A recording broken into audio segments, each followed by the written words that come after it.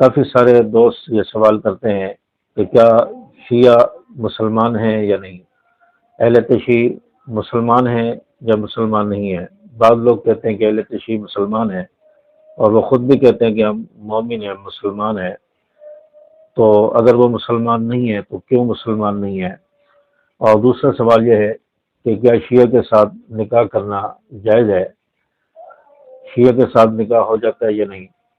اور تیسری بات، شیعہ کو اپنی دعوت میں بلانا یا ہم شیعہ کی دعوت میں شریک ہو سکتے ہیں یا نہیں، اس حوالے سے ہمیں بتایا جائے۔ دیکھیں، سب سے پہلی بات تو یہ ہے کہ اہل تشیع جو ہے یہ مسلمان نہیں ہے۔ کیوں مسلمان نہیں ہے؟ کہ مسلمان ہونے کے لیے عقیدہ توحید کا ہونا ضروری ہے، اور مسلمان ہونے کے لیے قیامت کے دن اٹھائے جانے پر اور حساب کتاب ہونے پر، اور اس کے علاوہ اللہ تبارک و تعالیٰ کے جو رسول ہیں ان پر اور کتابوں پر اور قیامت کے دن پر ایمان لانا یہ ضروری ہے۔ ان میں سے کوئی بھی چیز انسان چھوڑ دیتا ہے، کسی چیز پر ایمان نہیں لاتا، تو وہ شخص مسلمان نہیں کہلائے گا، وہ ایمان والا نہیں کہلائے گا۔ کوئی شخص اللہ کی توحید کا انکاری ہے، اللہ کے بعد کسی اور سے بھی مدد مانگتا ہے۔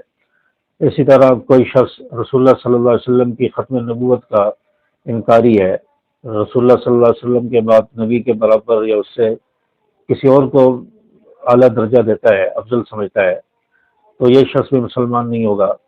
جو اللہ کے کتابوں پر ایمان نہیں لاتا تو وہ بھی مسلمان نہیں ہے۔ جو قیامت کے دن پر اٹھائے جانے پر ایمان نہیں لاتا وہ شخص بھی مسلمان نہیں کہلائے گا۔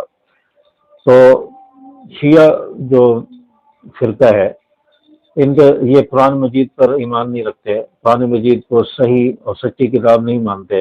یہ کہتے ہیں قرآن مجید 40 پاروں والا تھا، اس کے 30 پارے ہیں، تو ہم اس کو صحیح نہیں مانتے، یہ بدل گیا ہے۔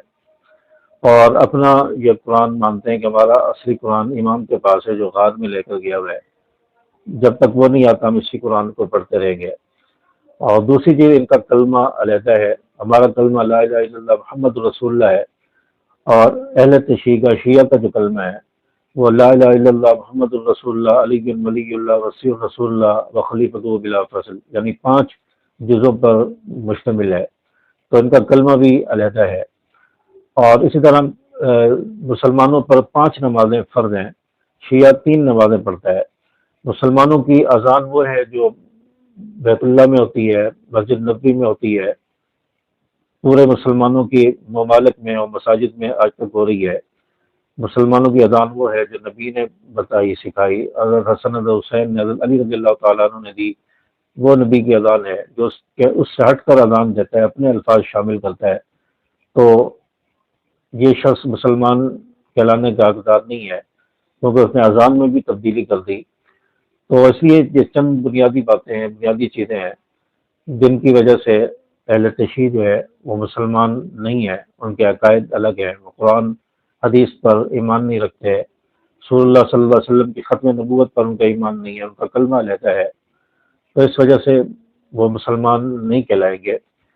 اور اسی طرح وہ صحابہ پر تبرہ بھی کرتے ہیں، صحابہ کو برا بھلا کہتے ہیں، تو صحابہ کی گستاخی بھی کرتے ہیں، اس وجہ سے بھی وہ مسلمان کہلانے کے حقدار نہیں ہیں۔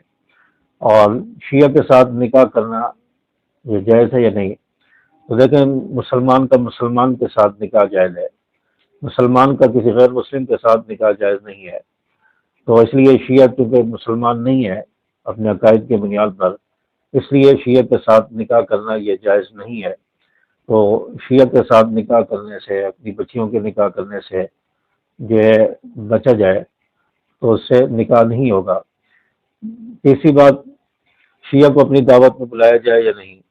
تو شیعہ کو بھی اپنی دعوت میں نہ بلایا جائے، اور شیعہ کی دعوت میں شریک بھی نہ ہوا جائے، شیعہ کو اپریشیٹ نہ کیا جائے، ان کے ساتھ تعلقات نہ رکھے جائیں، کیونکہ یہ قرآن کے بھی منکر ہیں، یہ صحابہ پر تبرہ کرتے ہیں، صحابہ کو برا بھلا کہتے ہیں، اس لیے ان سے بچنا ضروری ہے، اور ان کے ساتھ تعلقات رکھنا یہ درست عمل نہیں ہے۔ جن کے دل کے اندر صحابہ کا بغض ہو، صحابہ کی نفرت ہو، ان سے ہم محبت رکھیں، تو یہ مناسب نہیں ہے۔ آپ صلی اللہ علیہ وسلم کے پاس ایک مرتبہ ایک شخص کا جنازہ لایا گیا، جس کے دل میں حضرت عثمان رضی اللہ تعالیٰ عنہ کا بغض تھا، تو آپ صلی اللہ علیہ وسلم نے اس کا جنازہ پڑھانے سے انکار کر دیا کہ اس شخص کے دل میں میرے عثمان کا بغض ہے، میں کیوں اس کا جنازہ پڑھاؤں؟ تو آپ صلی اللہ علیہ وسلم نے اس کا جنازہ نہیں پڑھایا۔ تو کسی خوشی یا غمی میں شریک ہونا تو وہ الگ بات ہے، جنازہ بھی آپ نے نہیں پڑھایا۔ تو اس لیے شیعہ کے پروگرام میں یا ان کی دعوت میں شریک ہونا یا ان کو اپنی دعوت میں شریک کرنا یا کسی صورت بھی جائز نہیں، اس سے بچنا چاہیے۔ تو امید ہے کہ آپ کو بات سمجھ آئی ہوگی۔ ویڈیو کو لائک کریں، شیئر کریں۔ السلام علیکم ورحمۃ اللہ۔